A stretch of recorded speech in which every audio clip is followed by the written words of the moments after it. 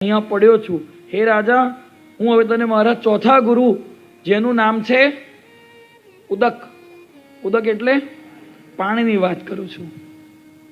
ચોથો ગુરુ પાણી નકી।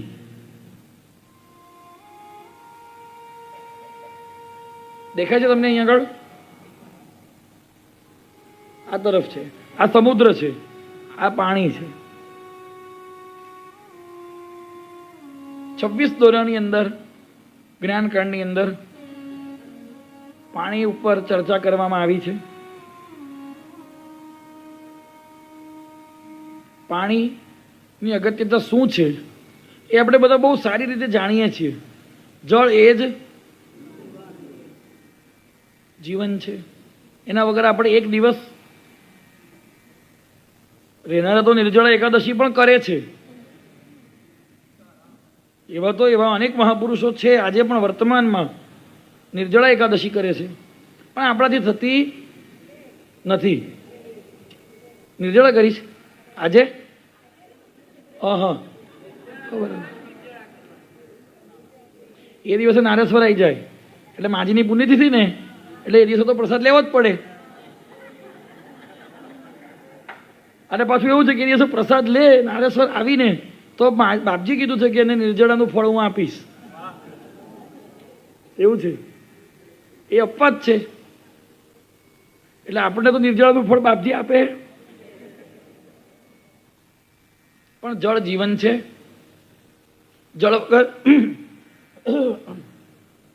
જળ વગર પૃથ્વી ઉપરના કોઈનું પણ અસ્તિત્વ શક્ય નથી, માટે જળ જીવન છે। આ ચોથો ગુરુ છે, અને અહીંયા આગળ પાણીના 4 સમાનાર્થી શબ્દોનો ઉપયોગ બાપજીએ કર્યો છે। 26 દોરામાં પાણી માટે 4 શબ્દોનો ઉપયોગ થયો છે: અંબુ, વારી, આપ અને જળ। પાણી તો છે, પાણી માટે 4 પ્રકારના સમાનાર્થી શબ્દોનો ઉપયોગ આ ચોથો ગુરુ છે, માટે 4 રીતે એને સંબોધન કર્યું છે। પાણીનો એક પ્રધાન ગુણ છે પવિત્ર રહેવું। એ પવિત્ર છે। કોઈ પણ વસ્તુનું શોધન કરવું હોય, શોધનના શાસ્ત્રીય શબ્દ છે, કોઈ પણ વસ્તુને સાફ કરવી હોય, ધોવી હોય, શુદ્ધ કરવી હોય તો એ પાણીથી થાય। તમારા હાથ દૂધવાળા થયા છે, દૂધને પણ ધોવા હોય, દૂધવાળા હાથ ધોવા હોય તો દહીં તો પાણી, વિષ્ઠાવાળા હાથ થયા છે તો પણ, અરે પાણી પણ અપવિત્ર। માની લો કે ભગવાન પર જે તમે જળ ચડાવ્યું છે એ જળનો તમે સ્પર્શ કર્યો અને ફરી પાછું તમારે ભગવાનને સ્પર્શ કરવો છે તો ફરી હસ્તશોધન કરવું પડે, આવું એક શાસ્ત્રીય વિધાન છે। તો એ ફરી હસ્તશોધન શેનાથી કરશો? પાણીથી જ। તો પાણીની પણ શુદ્ધિ પાણીથી જ થાય છે, એટલું પવિત્ર છે।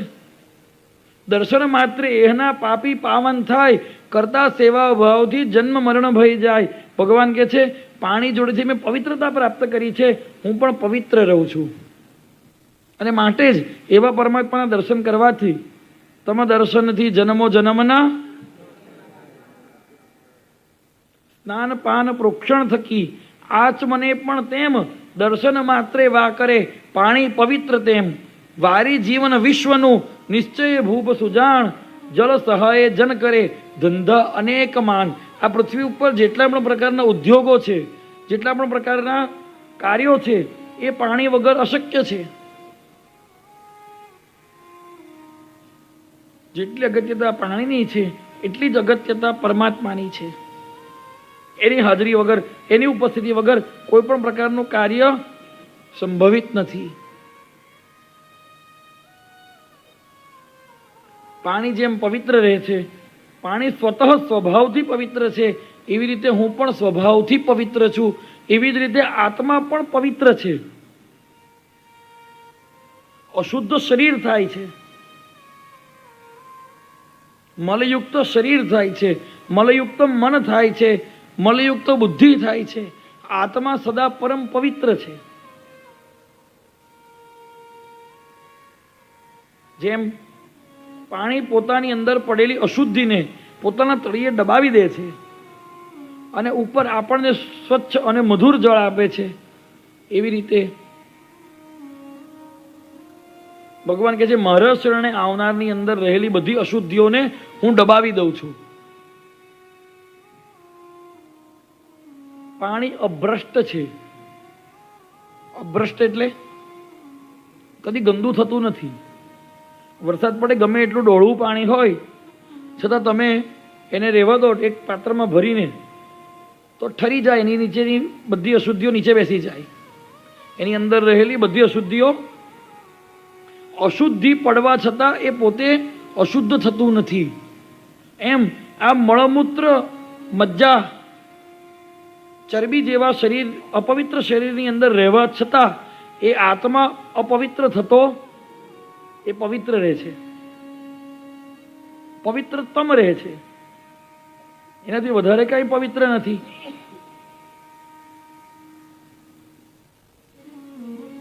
નિત્ય શુદ્ધને સ્નાન શું, કૃતાર્થને શું કામ? એ નિત્ય શુદ્ધ છે, એ કૃતાર્થ છે.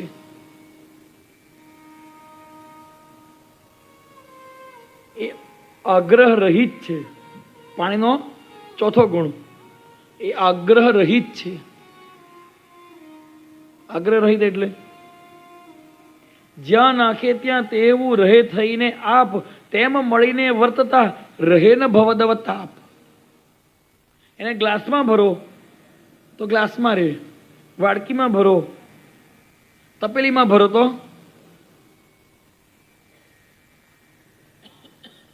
તપેલીમાં રહે.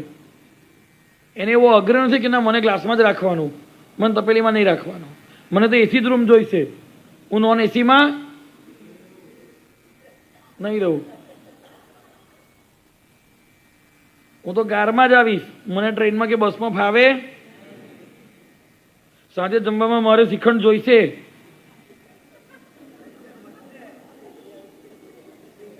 લુક્કી ફરાળ ચાલે. આવો આગ્રહ છે ને આપણને.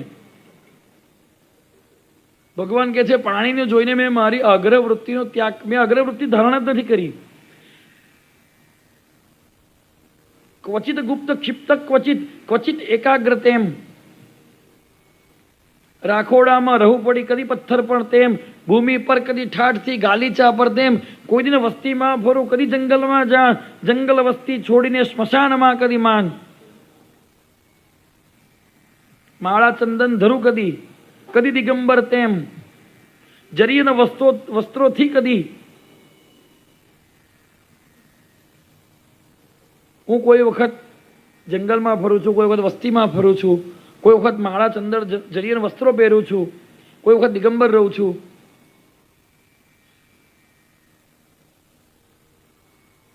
મારો કોઈ આગ્રહ નથી,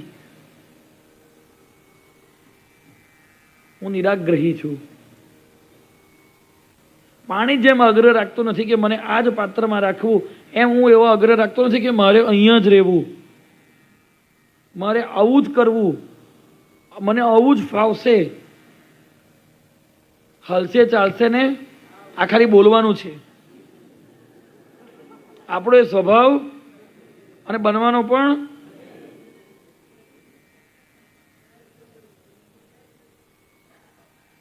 અહીંયા આગળ વગર પ્રયત્ને અવધૂત કહે છે હું એવી રીતે જ રહું છું, નિરાગ્રહી. અને આપણે કેવા છીએ? હઠાગ્રહી. ભગવાન નિરાગ્રહી છે અને આપણે એના કરતા વધારે કેવું દુરાગ્રહી છીએ. આવું જ થવું જોઈએ, આવું નહીં ચાલે. ભગવાનને કેવું છે? કરવું ના કરવું આગ્રહ ખોટો, લાભ હાનિ ચિત્ત ભ્રમ. થઈ ગયું તો થઈ ગયું, ના થયું તો નહીં થયું. એક સંત પાસે ગાય દાનમાં આપી ગયો એક જણ, તો કે વાહ બહુ સરસ થયું, દૂધ પીશું. ગાય રાત્રે કોઈ ચોર ચોરીને જતો રહ્યો, તો કે વાહ બહુ સારું થયું, છાણાવા સીધું કરવું ગયું. કોઈ આગ્રહ નહીં. અનેકવિધ ચરિત્રો છે બાપજીના આવા, અનેકવિધ. इधर भी वाह वाह है, उधर भी वाह वाह है। पाणी निराग्रही है। भगवान कहे छे मैं पाणीमांथी गुण लीधो छे, हूँ निराग्रही रहूं छुं, मारो कोई आग्रह नहीं। ज्यां जे जेवी रीते राखे एवी रीते हूँ रहूं छुं। एनो अर्थ एवो नहीं कि आपणे आपणा घरमां भगवानने नवડાયા ધોવડાયા वगैरह राखवाना। आ पाछा कहे अमे तो सांभळीने आव्या कि भगवानने जेवुं फावे जेवी रीते राखीए एवी रीते चाले।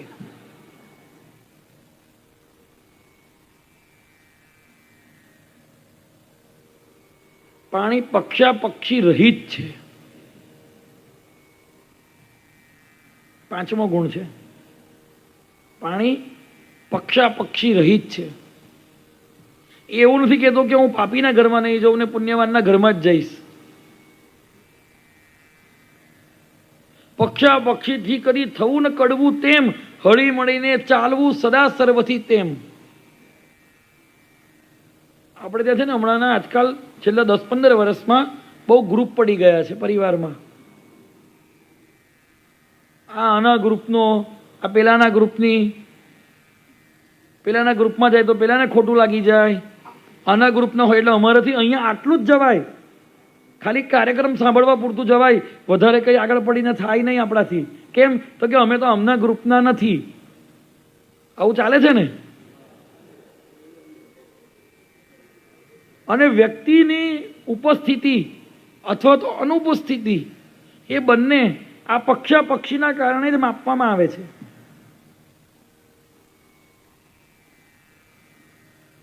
આપણે કહીએ છીએ શું, આપણો પરિવાર, પરિવારમાં પક્ષા પક્ષી થઈ ગઈ તો એ પરિવાર કહેવાય ખરો?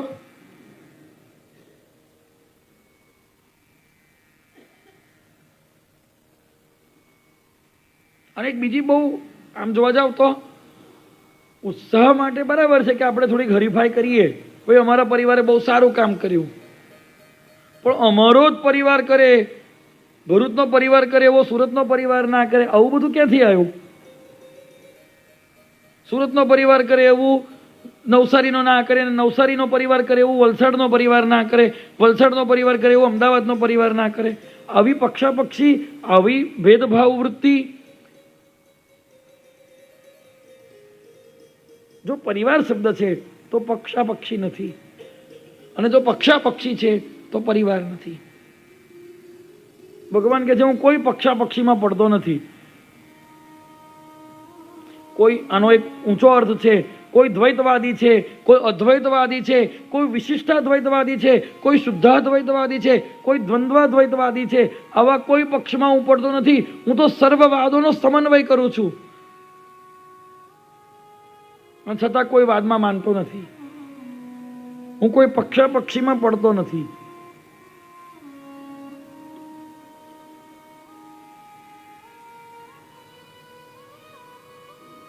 આ ગુણ મેં જળ પાસેથી ગ્રહણ કર્યો છે।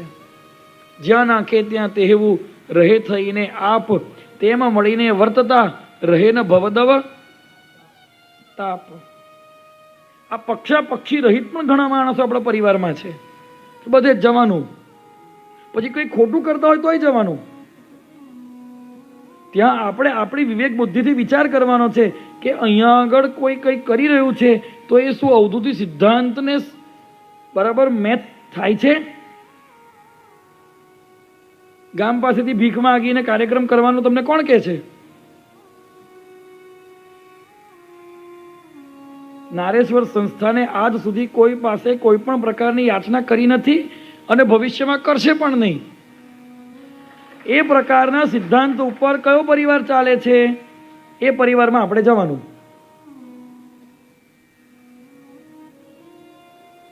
અને જો આ સિદ્ધાંતનું ખંડન થતું દેખાય તો ત્યાં કોઈ પણ પ્રકારની પક્ષાપક્ષી વગર જવું નહીં। ત્યાં આગળ કોઈ પક્ષના કહેવાશે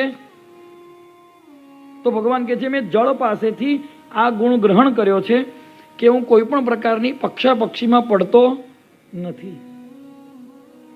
એક ગીત હતું, પાણી રે પાણી તેરા રંગ કેસા, પછી જો કેવું બધાને યાદ છે, जिसमें मिलाવો, પાણીનો ગુણ છે અરંગી રહેવું। સહુ રંગે અરંગી તું લહે તુજ રંગ કો અવધૂત. એની અંદર લાલ કલરનું રોઝ શરબતનું એસેન્સ નાખો, લાલ બની જાય. મેંગો નાખો તો, ઓરેન્જ નાખો તો કેસરી. પણ એનો પોતાનો કોઈ રંગ છે? એ અરંગી છે. છતાં બધા રંગો એનામાંથી જ બને છે. અને માટે જ બાપજી ભજનમાં ગાય છે, સહુરંગે તને દેખું ચિદમ્બર રંગ આલે. સહુરંગે તને દેખું ચિદમ્બર રંગ આલે.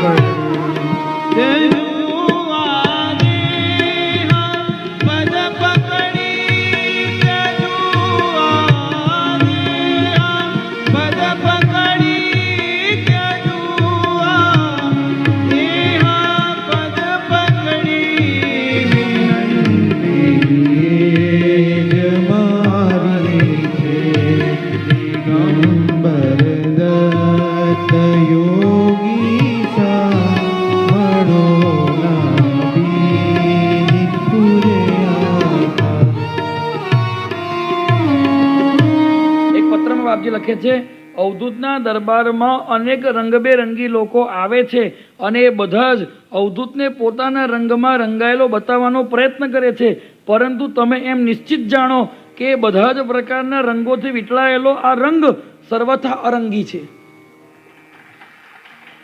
તું રંગ સર્વ રંગ્યું ના રંગ રાગ તુજમાં, તું રંગ રંગ રાચે નાચે સુરંગ રંગે. કયું ભજન? હા, આપણે ગાવાનું નથી. આ પંક્તિમાં 9 વખત રંગ શબ્દ આવે છે અને આમ તો 100 થી વધારે અર્થ રંગ શબ્દના થયા છે, પણ આ રંગ ખરેખર પાણીને ગુરુ કરીને અરંગી રહ્યો છે. સભી ઉસી કે નવો કિસી કા. એ કોઈ રંગમાં ઢળતો નથી, છતાં બધા જ રંગો એના છે અને એ અરંગી છે. સૌમાં રહીને સૌથી દૂર જે પામે તે એક જ સૂર, બીજા માયાના સૌરંક કલીબ વગાડે ખાલી શંખ. મનન સરમાં બાપજી લખે છે, સૌમાં રહીને સૌથી દૂર. આ પાણીનું અરંગીપણું છે. પાણીનો 7મો ગુણ છે સ્નિગ્ધ છે. સ્નિગ્ધ એટલે આદ્ર, ભીનું. એ સ્નિગ્ધ છે. ભગવાન કહે છે, હું કાયમ ભાવાવેશમાં રહું છું, કાયમ સ્નિગ્ધ રહું છું, કાયમ આદ્ર રહું છું. કાયમ પલળેલો રહું છું. આપણે કેવા છીએ? શુષ્ક. આદ્ર કોને કહેવાય ખબર છે? 1 મિનિટ ભગવાનનું નામ સંકીર્તન થાય અને આંખમાંથી ભાવ હૃદયમાં માયના થાય, કંઠ ગદગદ રોમાંચિત તનું પ્રેમથી વહે અશ્રુ દળદળ. આવી સ્થિતિ હમણાં સ્વામીજીની જોઈ આપણે. 1 મિનિટ કીર્તન કરે, આખું શરીર શ્રીઅંગ ભીનું થઈ જાય, સ્નિગ્ધ. કોઈ ભગવાનનો એક પ્રસંગ કહો, કોઈ એક લીલા કહો, એ સાંભળતાની સાથે એ ભાવાવેશમાં આવી જાય. આ છે જળનો ગુણ, આર્દ્રતા. ભગવાન કહે છે હું કાયમ ભીનો રહું છું. કોઈ મને સહેજ બૂમ પાડીને કે ભીડ પડી છે, દોડો વહેલા નિજાનંદમાં મસ્ત, તો હું એટલો બધો તૈયાર રહું છું કે તરત દોડી જાઉં છું. એટલો બધો ભાવવાહી રહું છું. આ ગુણ મેં પાણી પાસેથી પ્રાપ્ત કર્યો છે. આપણે એ ગુણ પ્રાપ્ત કરવો જોઈએ, કાયમ ભાવવાહી રહેવું. જે ગવાય એ ભાવનું અર્થાનુસંધાન કરીને, ભાવ બુદ્ધિમાં ધારણ કરીને, મનની અંદર એ ભાવ લાવીને એની અંદર સરકી પડવું. અને બાપજી કહેતા હતા કે જે ગવાય છે એનું નજર સમક્ષ માનસ પટલ ઉપર ચિત્ર ચિત્રિત કરવાથી સગુણ સાક્ષાત્કાર જલ્દી થાય છે.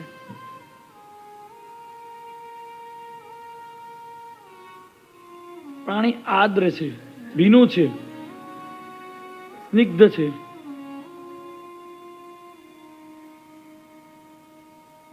સ્વામી મહારાજ વાડીની અંદર કૃષ્ણા તટ ઉતરતા હતા, ઘાટ ઉતરતા હતા. 5-6 પગથિયા ઉતર્યા હશે અને પાછળથી બધા ભક્તોએ દત્ત મહારાજ, દત્ત મહારાજ, દત્ત મહારાજ એવું નામ કીર્તન શરૂ કર્યું.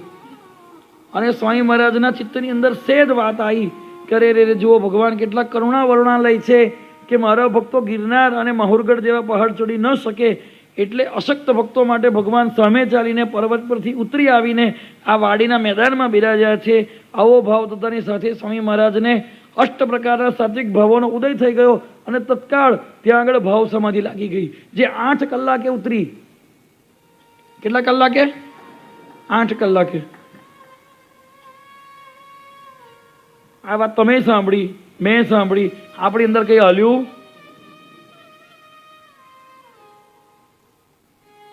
એ સદા ભાવવાહી રહે છે. નાના નાના અને જુઓ પરમાત્માનો સ્વભાવ છે. આ વ્યક્તિની અંદર ભક્તિની પ્રાપ્તિ થઈ છે કે કેમ? કોઈ વ્યક્તિના શરીરમાં ભક્તિ પ્રાપ્ત થઈ છે કે કેમ એ એની આંખ ઉપરથી ખબર પડે. ભક્તની આંખ કાયમ સ્નિગ્ધ હોય છે, કાયમ તરલ હોય છે, કાયમ ભીની હોય છે. એટલે ઇમોશનલ બોલી બોલીને લોકોને રડાવવાના એવું નહીં કે કાયમ પેલી રોતલ રડતી રાધા જેવા રહેવાનું એવું નહીં. કેટલાક રોતલ હોય, સેજ વાત થાય ને રડવા માંડે. ભાવવાહી રહેવું, સ્નિગ્ધ રહેવું, તરલ રહેવું.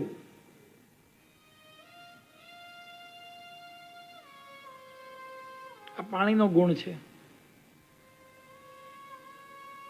ભાવ હૃદયમાં માયના થાય, કંઠ ગદગદ રોમાંચિત તનું પ્રેમથી વહે અશ્રુ દળદળ. દેહ ભાન રહે નહીં, થાય વિદેહી ભક્ત. કીર્તન ભક્તિ એ નક્કી, અન્ય દંભ અભક્ત. આ ભક્તનું સ્વરૂપ છે, આ ભક્તિનું સ્વરૂપ છે. ભગવત પ્રાપ્ત મહાપુરુષોની આંખો કાયમ તરલ હોય છે. એક ભીનાશ હોય છે, પ્રેમની ભીનાશ હોય છે, એ ભક્તિની સ્નિગ્ધતા હોય છે.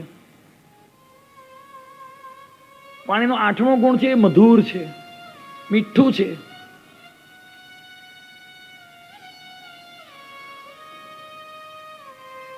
જો એ ખારું થઈ જાય છે તો એ અપ્રિય થાય છે. કાયમ મીઠા રહેવું એટલે કોઈને મસ્કા મારવા એવું નહીં, પણ આપણે આપણી સંબોધીમાં રહેવું, આપણી રીતે મીઠા રહેવું. ખારા જળનો દરિયો ભર્યો, મીઠા જળનો લોટો, તરસ્યા ને તો દરિયાથી એ લોટો લાગે મોટો. હું નાનો તું મોટો, એ ખ્યાલ જગતનો આવી ભણવામાં કવિતા આવતી હતી અમારે આવતી હતી. દરિયો મોટો છે પણ ખારો છે, પાણીનો લોટો મધુર છે. એમ બહુ મોટા માણસ બનવું નહીં, નાના રહેવું. આપણી પાસે આવવાનું દુર્જય ન થઈ જવું જોઈએ. અવધૂત પાસે નાના મોટા બધા આવી શકતા. એવું નહીં કે માત્ર શ્રીમંતો જ આવતા કે મોટી વ્યક્તિઓ જ આવતી. અવધૂત રહેતા એક જગ્યાએ નહીં, એક જ જગ્યાએ જો પાણી રહે તો ગંધાઈ ઉઠે. નદી અને સાધુ ચલતા ભલા. પાણી ગતિમાં રહે છે, એનો 9મો ગુણ છે ગતિશીલ રહેવું. સુખદેવજીના ચરિત્રમાં આવે છે, સુખદેવજી એક જ સ્થળ ઉપર કેટલો સમય રહેતા હતા? તો કે ગોદોહન થાય એટલો સમય. એક ગાયને દોતા કેટલી વાર લાગે એટલો સમય સુખદેવજી એક જગ્યાએ રહેતા હતા.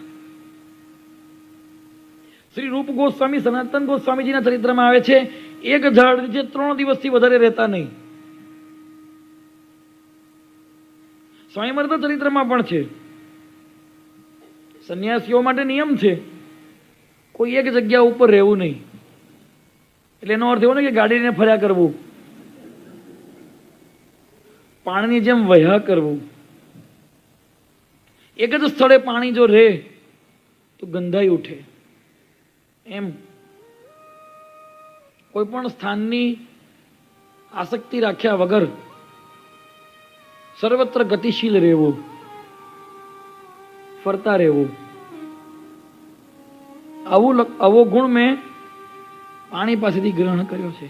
અને માટે મારા ભક્તો એવું કહે છે કે ઘડીમાં અહીંયા ઘડીમાં ત્યાં કેમ ભમો છો, નાત જાત છોડી કા. ઘડીમાં અહીંયા રહે છે, ઘડીમાં ત્યાં રહે છે. કારણ પ્રસરે આપ સમાન એના માટે બધા સમાન છે. બધી જગ્યાઓ એના માટે એક સરખી છે. એ જ્યાં છે ત્યાં નારેશ્વર છે. નારેશ્વર ત્યાં અવધૂત એવું નહીં, જ્યાં અવધૂત ને ત્યાં નારેશ્વર.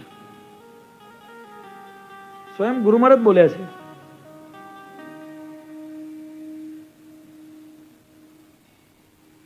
લિંગ પુરાણની અંદર જ્યોતિષ ચક્રની અંદર, લિંગ પુરાણના જે ચક્રો છે એમાં એક છે જ્યોતિષ ચક્ર.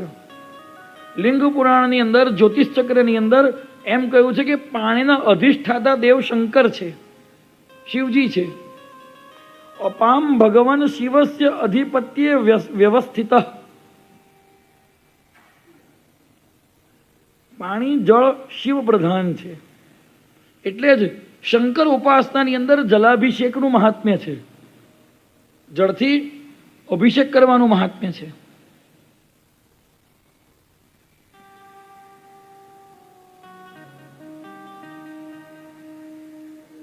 જે વસ્તુમાં જે તત્વનું અધિપત્ય હોય તે વસ્તુમાં તે તત્વના ગુણો વિદ્યમાન રહે છે. જલ, લિંગ પુરાણનું જ્યોતિષ ચક્ર કહે છે જલની અંદર શિવ આધિપત્ય છે, શંકરજીનું આધિપત્ય છે. પરિણામે શિવની અંદર જે ગુણો છે તે જળની અંદર છે. શિવનો અર્થ થાય છે કલ્યાણ કરવું. શિવનો શબ્દનો અર્થ છે કલ્યાણ. એમ જળ પણ જગતનું કલ્યાણ કરે છે. અને જળને ગુરુ મેં બનાવ્યો છે, માટે હું પણ મારા શરણે આવે છે ભગવાન કહે છે એનું કલ્યાણ કરું છું. 10મો ગુણ છે કલ્યાણ રૂપ છું. બહુ મહત્વનો ગુણ છે આ.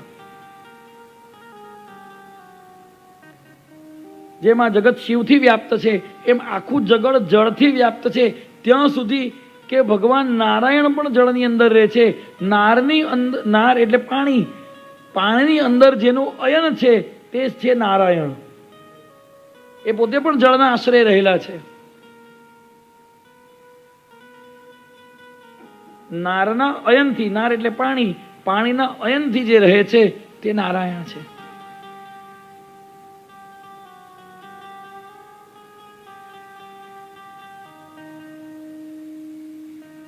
પાણીનો એક વિશેષ ગુણ છે,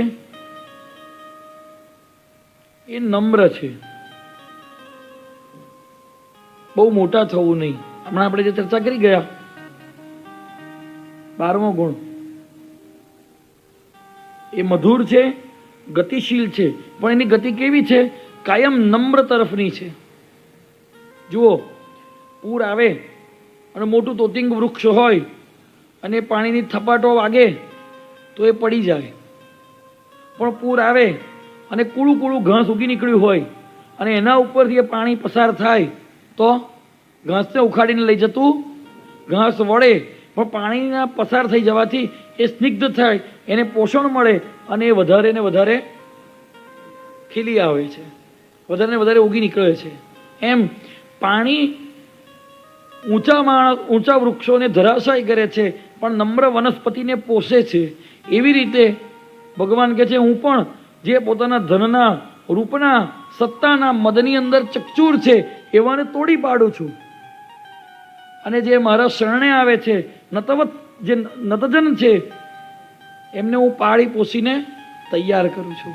હું નતવત્સલ છું. શ્રી દત્ત દત્ત નતવત્સલ દત્ત દત્ત.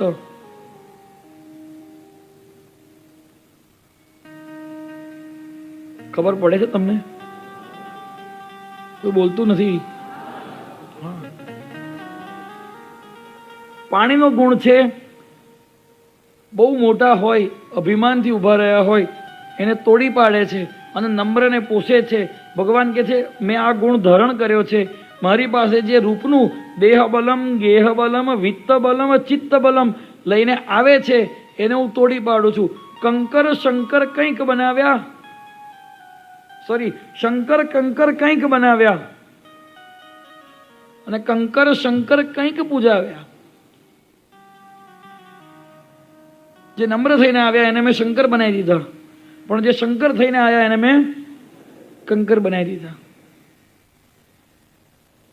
એક વ્યક્તિ બાપજી પાસે આવ્યો અને એણે નારેશ્વરમાં આવીને એવું બહુ ટૂંકમાં પ્રસંગ કહું છું, એવી વાત કરી કે હું કોઈ પણ વિષય ઉપર તમે મને આપો, હું એનું ખંડન કરી આપું. તમે મારી આગળ કોઈ પણ વિષય રજૂ કરો, હું એનું ખંડન કરવા માટે સમર્થ છું. આવું એણે બાપજીને કહ્યું. ગુરુ મહારાજ બોરસલી નીચે બિરાજેલા. પેલા વ્યક્તિ આવીને તુમાખી ભર્યા શબ્દોમાં આવું કહ્યું કે મહારાજ, તમે મને કોઈ પણ મત રજૂ કરો, કોઈ પણ વાત મને કહો, હું એનું ખંડન કરવામાં સમર્થ છું. બાપજી શું બોલ્યા ખબર છે? હું એ વાત રજૂ કરું છું કે હું તમને બહુ બુદ્ધિશાળી અને વિદ્વાન માનું છું. ખબર પડી? હું એ વાત, એ મત રજૂ કરું છું કે હું તમને બહુ બુદ્ધિશાળી અને વિદ્વાન માનું છું. હવે જો આ વાત તો ખંડન કરે તો એ મૂર્ખ થયો ને.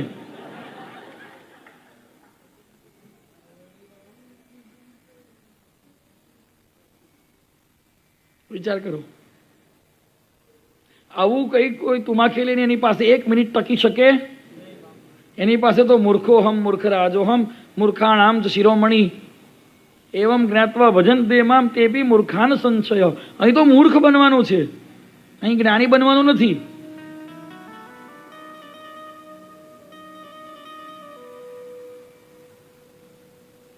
પંડિત મણિશંકરજીએ જ્યારે શંકાવશ બાપજીને પૂછ્યું કે બાપજી, મુદદાયક શ્રી દત્ત મુદદાયકમાં દ ખોડો ના આવે? તો બાપજીએ કીધું કે ના, મુદદાયક એટલે આનંદ આપનાર એવું નહીં. શ્રી દત્ત મુદ અદાયક છે, એટલે એના જેવો આનંદ આપનાર બીજું કોઈ નથી. પણ આખો લખવો ન પડે એટલે દ ખોડો ના રાખતો દ આખો કર્યો છે. તો પંડિતજીએ કાન પકડી લીધા કે બાપજી વાત તો મારી સાચી. કિશોર મસરૂવાળાને તે જમાનામાં ઘણી વખત કહું છું આ વાત. મોદી કાકાના નારેશ્વરનો નાથ પુસ્તક છે, એમાં પાછળ પરિશિષ્ટમાં કિશોર મસરૂવાળાને બાપજીએ જે પત્ર લખ્યો છે એ વાંચવા જેવો છે. એ સમયના આટલા મોટા વિદ્વાન માણસને, ચાન્સેલર, એમને આ 24-25 વર્ષનો યુવાન જે ભાષામાં જવાબ આપે છે. ભગવાને પાણી પાસેથી આ ગુણ દીધો છે, કાયમ શરણે આવનારનું હું કલ્યાણ કરું છું. અને ભગવાન કહે છે મેં પાણી જોડેથી 12મો ગુણો લીધો છે, કાયમ હું બધામાં સંપ કરાવું છું. કેવી રીતે? આજે મારે એકાદશી છે, આવતીકાલે મારે સવારે પારણા કરવા હોય અને હું તમારા ઘરે આવવાનો નથી, પણ આવું, હું કોઈના ઘરે જતો નથી, પણ કદાચ આવું અને તમને કહું કે મને ભાખરીને શાક બનાવીને આપો, તમે ભાખરી કેવી રીતે બનાવશો? લોટ બાંધશો તો શું રેડશો? બહુ ચતુર છે, મારે તાળવી પડી. પણ દૂધ રેડશો, પણ દૂધની અંદર પણ જે સ્નિગ્ધતા છે તે પાણીનો જ અંશ છે. તો લોટ બાંધતી વખતે પાણી રેડીએ છીએ. પાણી શું કરે છે? લોટના એકે એક કણને ભેગો કરે છે, ત્યારે લોટ બંધાય છે. અને જ્યારે લોટ બંધાય છે પછી આપણે ભાખરી વણીએ છીએ, એને તવી પર શેકીએ છીએ, ત્યારે પાણી ઉડી જાય છે. અને ભાખરીને આ બહેનોએ રોજ ભાખરી બનાવતી વખતે આ ગુણને ગ્રહણ કરવાનો છે. અવધૂતનું જ્ઞાન પુસ્તકીય જ્ઞાન નથી, અવધૂતનું જ્ઞાન વ્યવહારિક જ્ઞાન છે. અવધૂતનું જ્ઞાન, વેદાંતનું જ્ઞાન પુસ્તકના અંદર ખાલી વાંચવાને, શીખવાને, સાંભળવા માટેનું નથી, પરંતુ અવધૂત વેદાંત આચરણમાં ઉતારવા માટે છે. જ્યારે લોટ માંથી ત્યારે વિચાર કરવાનો કે આ પાણી તો ભગવાનનો ગુરુ છે, આ લોટના કણે કણનો સંપ કરાવીને પોતે ઉડી જાય છે તવી ઉપર. એવી રીતે ભગવાન કહે છે હું આ જગતની અંદર બધા વૈમનસ્યો દૂર કરીને સંપ કરાવું છું, અને છતાં હું પોતે એનાથી અલિપ્ત રહું છું, અળગો રહું છું, વેગળો રહું છું, નોખો રહું છું. પરસ્પર લાગતા બંને વિરોધાભાસોનો સમન્વય કરવાની શક્તિ અવધૂતમાં છે. એ સમન્વય કરીને પણ એનાથી અલગ રહે છે. એટલે આવા અવધૂત પાસે આપણે આપણી હોશિયારી મારવી, આપણે નમ્ર થઈને રહેવું, બહુ મોટા બનવાનો પ્રયત્ન કરવો. અને માટે ગોવિંદ કાકા એક ભજનમાં ગાયું છે, કેવા થઈને રહેવું જોઈએ? શિશુ થઈને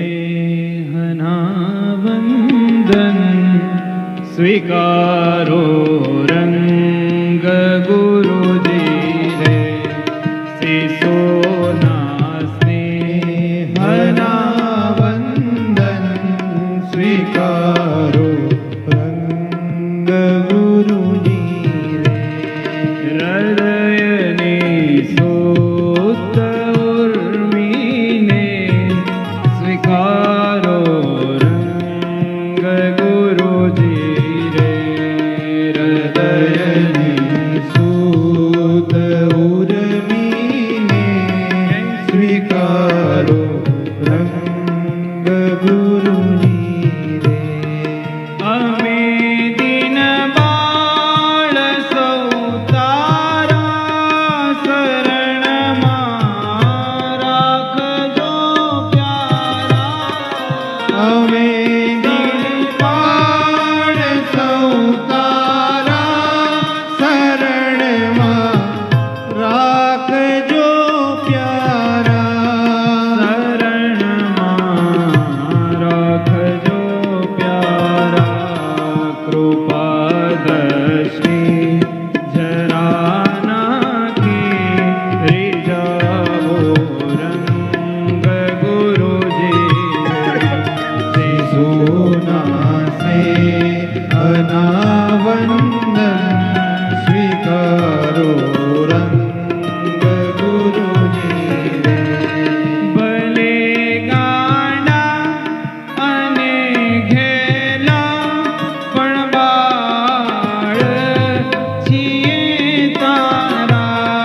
ભલે ગાંડા અને ઘેલા પણ અમે બાળ છે તારા. અમો છે સ્વા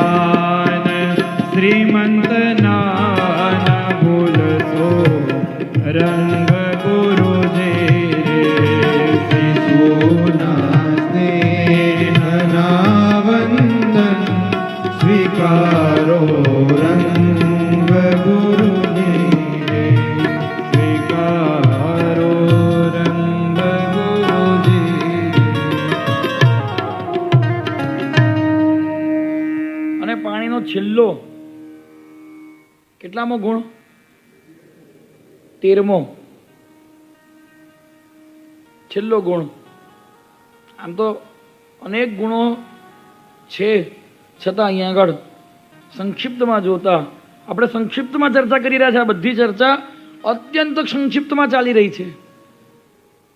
મેં તો પ્રત્યેક ગુરુ ઉપર અલગ અલગ રીતે અલગ અલગ રીતે ગઈકાલે ચર્ચા કરી હતી. દાર્શનિક રીતે રજૂ કરીએ, ન્યાયશાસ્ત્રી રીતે રજૂ કરીએ, વૈશેષિક રીતે વ્યાકરણિક રીતે રજૂ કરીએ, વૈયાકરણિક રીતે રજૂ કરીએ, જ્યોતિષની રીતે રજૂ કરીએ, વેદાંતની રીતે. વેદાંતના પણ અનેક અનેક પાસાઓ છે. ખાલી પાણી ઉપર જ મહિનો જતો રહે. પણ આપણે જે ઉપયોગી છે સાધના માટે, ભજન માટે, વ્યવહાર માટે, એટલા જ મુખ્ય મુખ્ય પાસાઓની આપણે ચર્ચા કરી રહ્યા છીએ. પાણીનો છેલ્લો ગુણ છે એ અવિનાશી છે. ક્યાં તો એ પ્રવાહી રૂપે છે, ક્યાં તો એ બાષ્પ રૂપે છે, અને ક્યાં તો એ બરફ રૂપે છે. ઘન, પ્રવાહી અને વાયુ.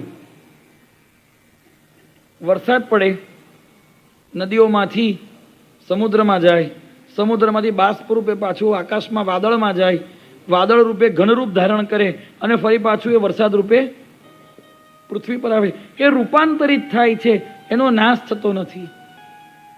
એમ આત્મા અવિનાશી છે. ભગવાન કહે છે મેં પાણી જોડેથી એક ગુણ ગ્રહણ કર્યો, મારો નાશ કદી થતો નથી, હું અવિનાશી છું. આમ 12 થી 13 ગુણો, પ્રધાન ગુણો પાણી પાસેથી મેં ધારણ કર્યા છે.